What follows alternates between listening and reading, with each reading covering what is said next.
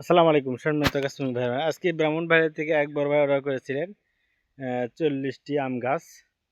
মনির ভাই এগুলো গাছ দেখেন, আপনি যেভাবে বলছিলেন ভাই যে আপনার গাছ আহ, যে নেট জাল দিয়ে বেঁধে দিতে হবে। এই যে দেখেন আপনার গাছ আমি নেট জাল দিয়ে বেঁধে দিয়েছি, এগুলো আজকে যাবে ব্রাহ্মণবাড়িয়ার উদ্দেশ্যে। দেখেন ভাই কি সুন্দর করে বেঁধে দিয়েছি।